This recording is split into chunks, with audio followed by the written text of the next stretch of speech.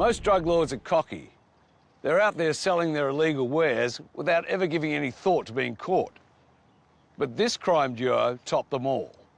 So fearless, they didn't make or import drugs, they stole them from a government lab filled with drugs that police had seized from other criminals. And they didn't stop there. They used guns and kidnapping to get what they wanted. No wonder police did whatever it took to take them down. The main target is 25-year-old Samir Rafahi, otherwise known as Simon or Sam Raha. He's married with 2 young children and lives in Auburn in Sydney's southwest. Simon Raha was a man with a very large ego. He had delusions of grandeur. He really wanted to be a kingpin in the Sydney crime world. His partner in crime is 30-year-old Gasson Koda. Koda lives on his own behind this mobile phone shop in the same suburb as Raha. The shop owner has no idea he's harbouring a criminal. He was the sort of silent partner of the enterprise. He generally kept a very low profile. The pair are directors of Dynamic Security Limited. They patrol building sites in the local area using guard dogs. But police suspect it's all just a front. They would have had opportunities to conduct security assessments on premises. They would have had keys and access. They were able to drive around in plain clothes, in unmarked vehicles, and carry firearms. They were being stopped by police quite regularly. They basically would pull out their security card, say they're doing security work, and that was the reason they were in some back alley at the time. It's January 2002, and police receive a tip-off that Koda and Raha are responsible for an armed robbery. Strike Force Valmont begins. This is some of the first surveillance on Koda. That's him in the doorway. Detectives also put Raha's house under watch. He's in the pink. Police have also intercepted both their mobile phones. The problem is, all the conversations are in Arabic. We received information that a male had been kidnapped. All we knew at that point was the male was being held somewhere in New South Wales. We believed that Raha was somehow involved. So mission was find the hostage. Police don't know who the victim is or where the kidnapping has taken place. We pinned it down to Sydney, and that's about as good as we could get at the time. Incredibly, just days later, the kidnapped victim escapes and decides to go straight to police to tell them everything he knows about Raha and Koda, the men who abducted him. Essentially, he told us that Simon Raha and Gasson Koda were operating quite a major organised crime syndicate in Sydney. Well beyond what we envisaged. They had committed a number of serious crimes, including armed robberies, ram raids, home invasions, drug supply, motor vehicle theft, shootings, the sale of arms, just about anything that you could think of they were involved in. This is the kidnapped victim's actual police testimony. Why he was taken hostage in the first place. He said, do you know how to operate a computer? And I said, yeah. And a week after that, he said, look, I want licenses. And I said, I don't know how to make licenses, which I don't. I've never done it. And he said, what if I get you the licence machine from the RTA? Yes, the Roads and Traffic Authority. Raha's plan was to steal a licensing machine from the RTA in the Sydney suburb of Silverwater and manufacture illegal licences for sale on the black market for $1,500 each. They drove the van through the cyclone fence, around to the side of the building, rammed it, picked it up, put it in the van and just brought it home. Raha wanted his abductee, a trained computer programmer, to get the machine running, but he just couldn't do it. This is more from the kidnapped victim's actual police interview. Sam, I really can't work this. He says, there's no such thing as you can't, you have to work. I said, look, Sam, I want to go back to Melbourne, and that's when he went off his rocker. He said, if you ever think of going back, I'm going to kill you. Those were his exact words. It was at that point he realised he was in a fairly dire situation. Raha had no intention of letting him go. That's why he had to escape.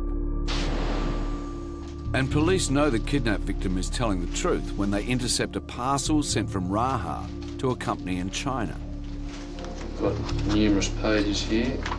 being colour photographs, what appears to be a computer of some sort.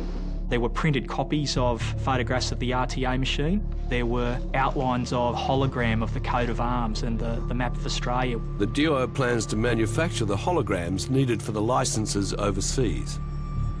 It's all good evidence, but are they really drug lords or just criminals out for a quick buck? The abductee knows Raha's a drug kingpin and Koda is his right-hand man. He even reveals information about another upcoming crime. They were going to break into the government laboratories and steal a safe containing the police drugs or the drugs seized by the police. It's an audacious plan. Rob a secret government lab full of millions of dollars worth of high-grade drugs. The question is, when and where will it happen?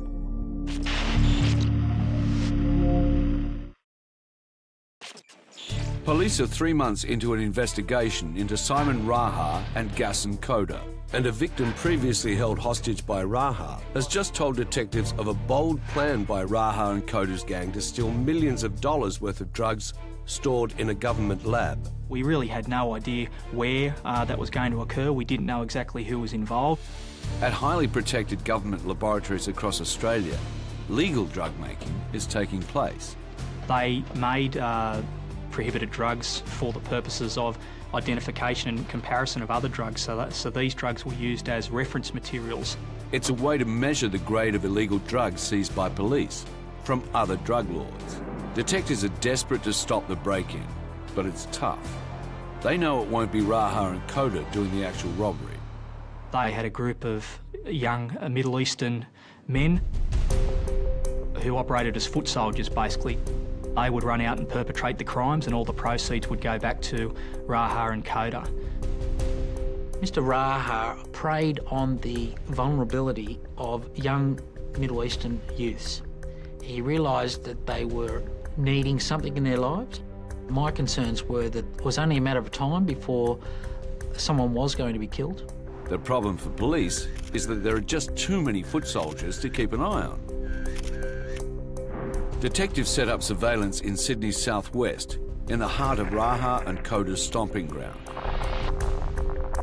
But unbeknownst to police, the gang has decided to target a lab 30 kilometres away on Sydney's North Shore. They plan to steal and on-sell high-grade drugs. They were obviously privy to what safes or storage facilities in that premise contained the best drugs. 7:58 p.m. The first police officer arrived at 8:10 p.m. So that gave them, around about 10 or 11 minutes to break into the lab, find their way to the right part of the laboratory and to remove the safe and the refrigerator, put it in a car and make their escape.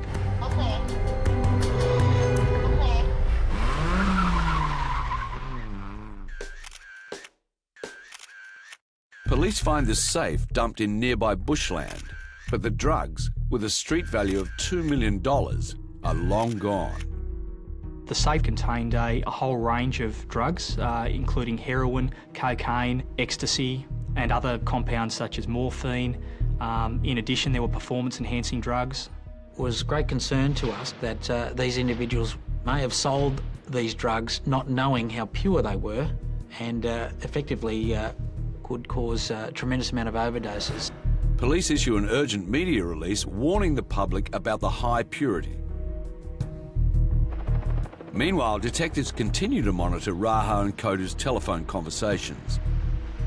They also get mobile phone intercepts on each and every foot soldier. It's a tough one for police. They know that Koda and Raha are behind the drug lab robbery, but they don't have enough evidence to arrest them. And the foot soldiers are so unpredictable, committing crimes without warning. And remember, this is all happening right in the middle of the simmering tensions of the 9/11 fallout. Police continue to listen to their phone taps. They learn something big is about to go down. The phone intercepts suggest Raha and Koda are planning another major crime. They were obviously somewhere and they were about to commit some type of robbery, but we had no idea where they were and it was extremely frustrating. Just confirm, were shots fired? Confirmative, radio shot happening flight. As soon as I heard that broadcast, the penny dropped. An armed raid at a southwestern Sydney gun club. 4 persons, all by towers, possibly 2 persons with weapons, so pistols. Police are in the middle of an investigation into 2 dangerous criminals, Simon Raha and Gasson Koda. They know they're planning something major, but they just don't know what. Now police in Condell Park, in Sydney's southwest, have just received a 000 call from a gun club. 4 persons, all by towers, possibly 2 persons with weapons, so pistols. 4 of Raha and Koda's foot soldiers stormed into the club, firing at will and stealing 19 pistols. Been heading north on Harley Crescent. Detectives arrived to find bullet holes through the doorways and walls. It was like a scene out of the Wild West. And guess who was amongst the pistol club's clientele that morning? Once the detectives began to investigate that robbery, they started taking names of persons who were inside the range, and one of those persons was, lo and behold, Gasson Koda. Koda and Raha are both members of the gun club. Koda puts in a witness statement claiming he was traumatised by the robbery. We believe that probably one of his objectives in all of that was to put in a compensation claim sometime down the track as a victim of the robbery. Police play along with his game, strongly suspecting Raha and Koda are the masterminds behind the robbery. But Raha and Koda think they've got away with the gun club heist and head overseas. Remember that stolen RTA licence machine? They are going to China to explore ways of manufacturing illegal licences. Police hope with the drug lords away, the foot soldiers will go quiet. Yeah, right. But this time their crimes will give police a breakthrough. A group of foot soldiers rob a petrol station at gunpoint. Detectives follow the armed assailants to a house where they make the dangerous but necessary decision to arrest them, knowing that what they may find inside the house will be crucial to taking down the drug lords. We're here to search for the following items: firearms and ammunition, a Sandia 3R photo licence printer, and prohibited drugs. Okay, so I'll clear that first and work my way in. I'll stick my head up the manhole for you. This is actual police footage. Thomas is a specially trained firearms sniffer dog. If he sits, it means he's found a gun. He searches the kitchen.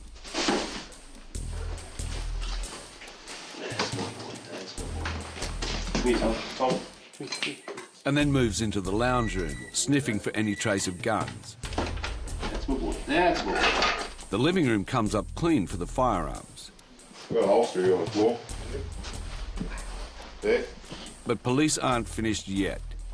They're about to get a massive fine. Atta boy. Come here. That is the stolen RTA machine Raha was trying to get the kidnap victim to fix. More police join the search and straight away find a wad of cash, mobile phone documentation, and further proof Koda and Raha are tied to this safe house. It's Dynamic Security. That's their business logo. The safe house is turning into a gold mine. Holster or a firearm. Would you believe it? Bullets inside the photocopier. It used to be a spent gold cartridge case. And then more evidence. A gun inside a printer. Inside the printer area, a hand pistol of some description. Just one of the many weapons stolen from the gun club. Police have more than enough evidence to arrest Raha and Koda. Meanwhile, still in China, the criminal kingpins have no idea about what's going down.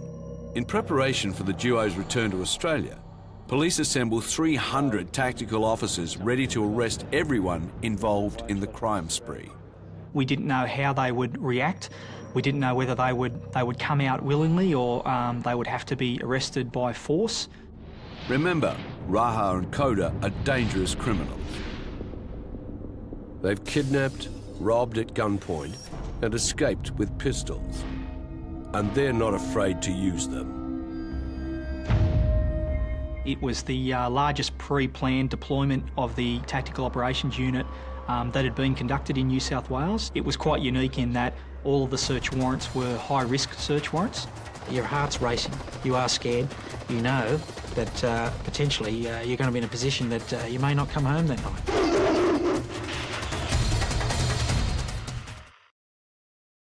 For 5 months, police have been gathering evidence on Simon Raha and Gaston Koda.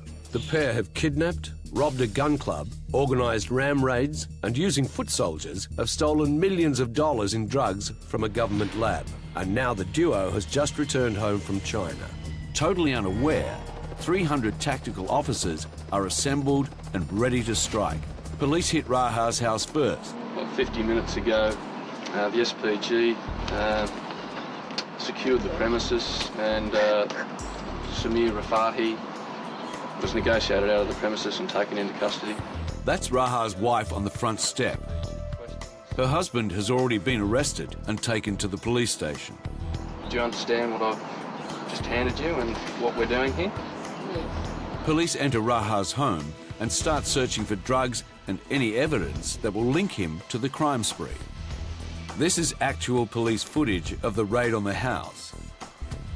They searched the lounge room first. And before long, a discovery. Is possibly the layout for AGAL. That is a map of the drug lab that was robbed. The lab with the millions of dollars in high-grade drugs confiscated by police from other criminals. Where they did the robbery. This says lab bust. Yep, actually turn it over. Officers keep searching. They find even more documentation that links Raha and Koda to previous crimes. They have to search everywhere, up high, and even in the most unlikely of spots. In the kitchen, hidden amongst the family's frozen veggies, is what appears to be small containers of drugs. Here's a plastic bag. It was on the right-hand side, the rear of the freezer compartment. One vial, a sticker on it stating heroin hydrochloride, gross weight of 38.5 grams. It's what police have been looking for. Another bottle, dimethyl MDA, gross weight of 22.8 grams. Examination would subsequently reveal that the containers are part of the $2 million drug stash stolen from the government drug lab. The same again, 126 grams. Meanwhile, Raha is providing a DNA sample to officers. Police will match his DNA against residue found inside the safe house and at the various crime scenes. Police have also arrested Koda at the back of his apartment. You've been arrested. We're about to execute a search warrant at your premises. Do you understand that? Are there any explosives in your apartment? Police enter Koda's house and straight away find a weapon. Firearm located there with ammunition. Enter police dog London, trained to sniff out firearms.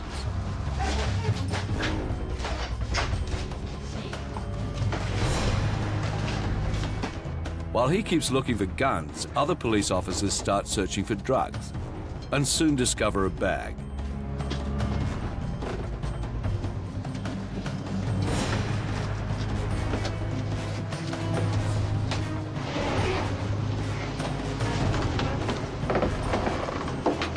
Looks like drug paraphernalia. The black bag is loaded with drugs. Further examination would reveal the drugs are part of the haul from the drug lab. 788, silver satchel, plastic satchel. Raha and Koda's criminal rampage has come to an end. They did not get any opportunity to run. The operation was properly planned and well executed. Guns, knives, drugs, cars, and even dogs were taken away. 5 men were arrested, the oldest 30, the youngest 16. Police say the operation and the arrests will have a significant impact on crime, not just in this area, but throughout New South Wales. The totality of this crime syndicate was completely dismantled. From that day forth, they were never in operation again. Simon Raha and Gaston Koda were sentenced to 16 years jail for offences including armed robbery, kidnapping, selling firearms and possessing illegal drugs, part of the $2 million stash stolen from the government lab.